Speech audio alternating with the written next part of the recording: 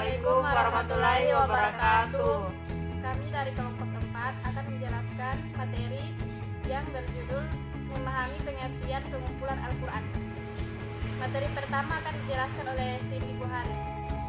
Yang pertama, penulisan ayat-ayat Al-Quran sebenarnya sudah dimulai sejak zaman Rasulullah. Bahkan sejak masa awal diturunkannya Al-Quran, yang diturunkan secara berangsur-angsur selama 23 tahun. Mereka menulis ayat-ayat Al-Quran dengan sangat hati-hati. Mereka menulis firman Allah yang menjadi pedoman hidup umat manusia. Rasulullah memberi nama surat juga urutan-urutannya sesuai dengan petunjuk Allah. Tulisan Umar Abu Bakar akhirnya menyetujui permintaan untuk mengumpulkan ayat-ayat Al-Quran ke dalam satu mushaf. Abu Bakar menunjuk Zaid bin Sabit sebagai pemimpin pengumpulan itu. Dengan berpegang pada tulisan yang tersimpan di rumah Rasul, hafalan-hafalan para sahabat dan naskah-naskah yang ditulis oleh para sahabat untuk diri mereka sendiri. Selanjutnya akan dibacakan oleh Makfiri.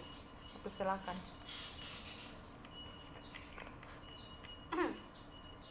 Pengumpulan Al-Quran pada masa Rasulullah SAW. Pengumpulan ayat-ayat Al-Quran di masa Nabi SAW terbagi atas dua kategori, yakni pertama pengumpulan dalam dada, yaitu dengan cara menghafal, menghayati, dan mengamalkan. Kedua, pengumpulan dalam dokumen dengan cara menulis pada kitab atau diwujudkan dalam bentuk ukiran. Al-Quran Karim turun kepada Nabi yang ummi, karena itu perhatian Nabi hanyalah untuk sekedar menghafal dan menghayatinya, agar beliau dapat menguasai Al-Quran secara persis, sebagaimana halnya Al-Quran diturunkan. Setelah itu beliau membacakannya kepada umatnya sejelas mungkin, agar mereka pun dapat menghafal dan memantapkannya. Hal ini karena Nabi pun diutus Allah di kalangan orang-orang yang ummi pula. Biasanya orang-orang yang ummi itu mengandalkan kekuatan hafalan dan ingatannya. Pada masa diturunkannya Al-Quran, bangsa Arab berada dalam martabat yang begitu tinggi dan sempurna daya ingatnya. Banyak yang menghafal beratus-ratus ribu syair dan mengetahui silsilah serta nasab keturunannya. Mereka dapat mengungkapkannya di luar kepala dan mengetahui sejarahnya. Jarang sekali di antara mereka yang tidak bisa mengungkapkan silsilah dan nasab tersebut tidak hafal al-mu'allaqatul asyar yang begitu banyak syairnya, lagi pula sulit dalam menghafalnya. Rasulullah sangat menyukai wahyu. Ia senantiasa menunggu penurunan wahyu dengan rasa rindu, lalu menghafal dan memahaminya, seperti yang dijanjikan Allah dalam Quran Al-Qiyamah surah ke-75 ayat 17. Pengumpulan Al-Quran dalam bentuk tulisan. Keistimewaan yang kedua dari Al-Quran ialah pengumpulan dan penulisannya dalam lembaran. Rasulullah SAW mempunyai beberapa orang sekretaris wahyu. Setiap turun ayat Al-Quran, beliau memerintahkan kepada mereka untuk menulisnya dalam rangka memperkuat catatan dan dokumentasi dalam kehati-hatian beliau terhadap kitab Allah Azza wa Jalla, sehingga penulisan tersebut dapat memudahkan penghafalan dan memperkuat daya ingat.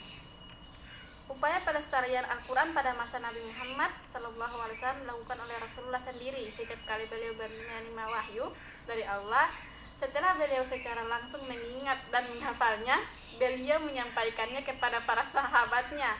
Lalu sahabat menyampaikan secara berantai kepada sahabatnya. Demikianlah seterusnya. Sebagai sahabat itu, selain langsung menghafalnya, juga mencatatnya dalam berbagai benda yang ditemuinya, seperti pelepah kurma atau tulang belulang binatang. Catatan tersebut bukan untuk orang lain, tapi untuk koleksi pribadi. Para penulis wahyu adalah sahabat pilihan Rasul dari kalangan sahabat yang terbaik dan indah tulisannya, sehingga mereka benar-benar dapat mengemban tugas yang mulia ini. Di antara mereka adalah Said bin Sabit, Ubay bin Ka'ab, Mu'az bin Jabal, Muawiyah bin Abi Sufyan, Khulafaur Rasyidin, dan sahabat-sahabat lain. Beliau menyuruh mereka mencatat setiap wahyu yang turun, sehingga Al-Quran yang terhimpun dalam dada mereka menjadi kenyataan tertulis. Di samping itu, sebagian sahabat pun menulis Al-Quran yang turun itu atas kemauan sendiri tanpa diperintah oleh Nabi.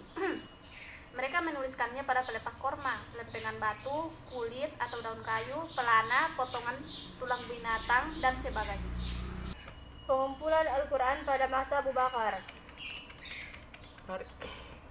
Rasulullah berpulang ke rahmatullah setelah beliau selesai menyampaikan risalah dan menyampaikan amanat serta memberi petunjuk kepada umatnya untuk menjalankan agama yang lurus.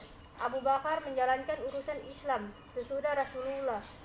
Ia dihadapkan kepada peristiwa-peristiwa besar berkenaan dengan kemurtadan sebagai orang Arab. Karena itu ia segera menyiapkan peperangan Yamamah yang terjadi pada tahun 12 Hijriah melibatkan sejumlah besar sahabat yang hafal Al-Quran. Dalam peperangan ini 70 kali dari para sahabat gugur. Ubad bin Khattab merasa sangat khawatir melihat kenyataan ini. Lalu ia menghadap Abu Bakar dan mengajukan usul kepadanya agar mengumpulkan dan membukukan Al-Quran karena dikhawatirkan akan musnah, sebab peperangan yang Yamamah telah banyak membunuh para qari. Pada awalnya Abu Bakar merasa ragu, namun setelah dijelaskan oleh Umar tentang nilai-nilai positifnya, ia menerima usul tersebut dan Allah melapangkan dada Abu Bakar untuk melaksanakan tugas yang mulia tersebut. Ia mengutuskan Zaid bin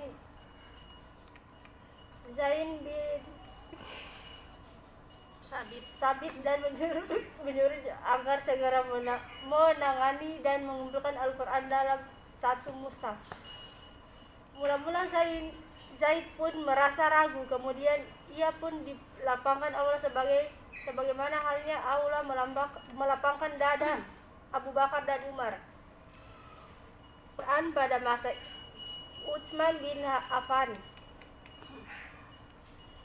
Latar belakang pengumpulan Al-Quran pada masa Utsman berbeda dengan faktor yang ada pada masa Abu Bakar. Daerah kekuasaan Islam pada masa Utsman telah meluas dan orang-orang Islam telah terpencar di berbagai daerah dan kota, dan di setiap daerah telah populer bacaan sahabat yang mengajar mereka.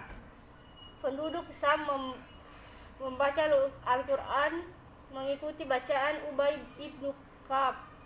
Tuhan dan jawaban tentang pengumpulan Al-Quran. Yang pertama, pengumpulan Al-Quran tidaklah berdasarkan ijma para sahabat karena Abdullah ibnu Mas'ud salah seorang dari sahabat yang mula-mula Islam menolak penunjukan Zaid ibnu Sabit menjadi pengumpulan Al-Quran. Menurut Ibnu Mas'ud, dia lebih dulu masuk Islam daripada Zaid. Bahkan pada masa Zaid masih bermain-main dengan anak-anak, dia sudah menerima 70 surat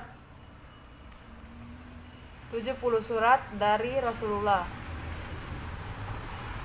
Jawabannya, Ibnu Mas'ud tidaklah bermaksud menolak pengumpulan Al-Quran dalam sebuah mushaf atau berbeda pendapat tentang materi mushaf itu sendiri, tetapi dia hanya mengklaim lebih berhak menjadi pengumpulan dibandingkan Zaid karena dia lebih dahulu masuk Islam. Itu pun dikatakannya dalam keadaan marah.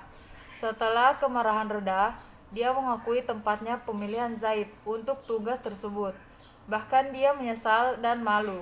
Ibnu Mas'ud menyatakan sebagaimana dikutip Abu Wa'il, "Aku tidaklah lebih baik daripada mereka. Tidaklah Abu Bakar dan Utsman memilih Zaid kecuali karena beberapa kelebihan yang dimilikinya untuk menyandang tugas mulia ini." Kelebihan itu diungkap oleh As-Siddiq.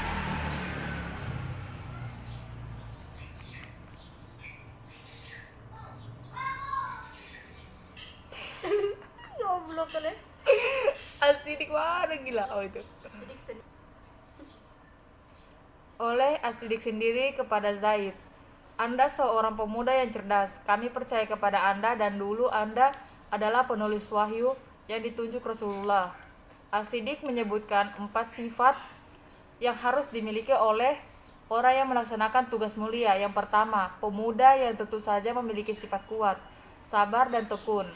Yang kedua, kecerdasan, yang merupakan kumpulan beberapa keutamaan. Yang ketiga, amanah, sifat yang wajib dimiliki oleh siapa saja yang melaksanakan tugas seperti itu. Yang keempat, penulis wahyu, dengan demikian sempurnalah kepercayaan kepadanya. Untuk menyempurnakan tugas itu, Utsman menegaskan 3 orang di antara sahabat-sahabat yang terpercaya dan teralim untuk membantu Zaid, yaitu Abdullah ibnu Zubair, Sa'ad ibnu As. Keduanya disepakati status kesahabatannya, dan Abdullah ibnu Harits tidak disepakati status kesahabatannya, tetapi paling kurang dia adalah tabi'in senior. Hal itu tidak berarti Zaid ibnu Sabit lebih utama daripada Rasulullah. Kita betul. Hal ini tidak berarti Zaid ibnu Sabit lebih utama daripada Abdullah ibnu Mas'ud, Abu Bakar, Utsman, dan Ali, tetapi hanya menunjukkan Zaid ibnu Sabit memang pantas menyandang tugas. Saya persilahkan kepada Makfirli untuk melanjutkan. Tuduhan yang kedua, Abu Bakar dan Utsman telah memalsukan sebagian ayat-ayat Al-Quran dan menghilangkan banyak ayat dan suratnya Al-Quran. Al-Quran yang diturunkan oleh malaikat Jibril sebenarnya berjumlah 17.000 ayat. Keutamaan Ahlul Bait yang terdapat dalam surat Al-An'am dan Al-Ahzab dihilangkan mereka berdua, sementara surat Al-Wilayah dihilangkan sama sekali dari Al-Quran, dan tuduhan-tuduhan lain sejenis yang dilontarkan sebagian penganut Syiah yang sebagaimana dikutip Al-Alusi. Jawabannya, tuduhan seperti ini tidak mempunyai dasar sama sekali. Kalau semua tuduhan tanpa bukti dapat diterima, tentu umat manusia tidak akan pernah dapat mengetahui kebenaran. Tuduhan yang seperti dilontarkan oleh penganut Syiah yang ekstrim ditolak oleh kalangan Syiah yang masih punya akal sehat seperti Al-Tabrasi yang mengatakan dalam Majma' Al-Bayan. Adapun tuduhan bahwa Al-Quran sebenarnya lebih banyak dari yang sekarang disepakati kebatilannya. Sedangkan tuduhan bahwa terjadi pengurangan memang diriwayatkan dari sebagian kaum kami, tapi yang benar tidaklah demikian. Kalau sekiranya memang terjadi penambahan dan pengurangan oleh Abu Bakar dan Utsman, kenapa Ali karramallahu wajhah yang kemudian berkuasa tidak meluruskannya? Padahal semua wilayah Islam waktu itu, kecuali Mesir atau Syam, tunduk kepadanya. Waktu itu yang dibaca tetaplah mushaf yang ditulis pada masa Utsman. Baik, itulah materi dari kami. Kurang dan lebihnya kami mohon maaf. Wassalamualaikum Assalamualaikum warahmatullahi wabarakatuh.